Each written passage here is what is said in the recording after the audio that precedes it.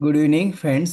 जलसंपदा डिपार्टमेंट अंतर्गत जाहिरात आली होती मित्रांनो. तर त्यामध्ये बघा निमेश्वरने लघुलेखक या पदासाठी पण जागा होत्या. तर त्याचा निकाल जाहीर करण्यात आलेला आहे आणि कागदपत्र पडताळणी डॉक्युमेंट व्हेरिफिकेशनसाठी बोलवण्यात आलेले आहे मित्रांनो. तर डेट आपल्याला सांगण्यात आलेले आहे, कोणत्या तारखेला आपल्याला डॉक्युमेंट व्हेरिफिकेशन होणार आहे. तर आजच्या व्हिडिओमध्ये आपण सर्व डिटेल्स बघणार आहे मित्रांनो. बघू शकता तुम्ही काय परिपत्रक आलेले बघा. अपडेट कधी आहे? 26/8/2025 आलेलं बघा अपडेट. सब्जेक्ट बघा कागदपत्र पडताळणीस उपस्थित राहण्याबाबत. बघा कोणत्या पदासाठी एक्झाम घेतली होती बघा. निम्मेश्रीने लघुलेखक या पदासाठी होती बघा. बघू शकता तुम्ही जलसंपदा विभागाअंतर्गत भूतपूर्व दुय्यम सेवा निवड मंडळाच्या कक्षेतील महाराष्ट्र लोकसेवा आयोगाच्या कक्षेबाहेरील गट ब अराजपत्रित व गट क संवर्गातील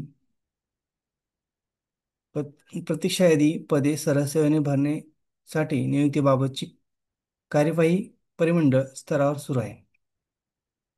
तर दिलेल्या यादीतील नमूद उमेदवाराची प्राथमिक स्तरावर पात्र अपात्र पात्र व अपात्रता अजूनसाठी केवळ कागदपत्र तपासणीस दिनांक 9/9/2025 रोजी अभियंता सातारा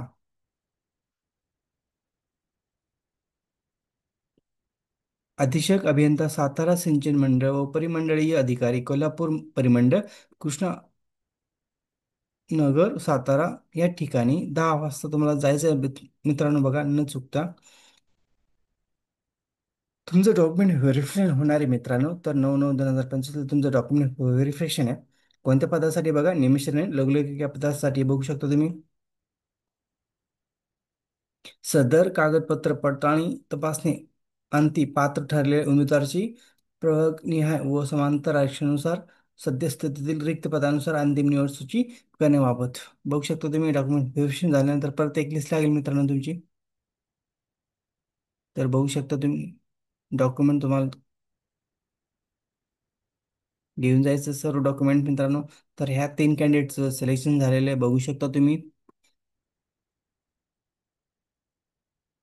प्रणय प्रसाद आणि राहुल या तिन्ही कॅन्डिडेटचं सिलेक्शन झालेलं आहे.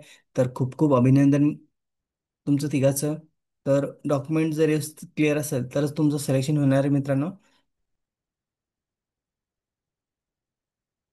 सर्व डॉक्युमेंटची 2-2 प्रत घेऊन जा सोबत.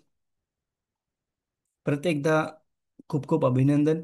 जर व्हिडिओ आवडल्यास लाईक शेअर कमेंट करायला विसरू नका. थँक्यू. Bye friends.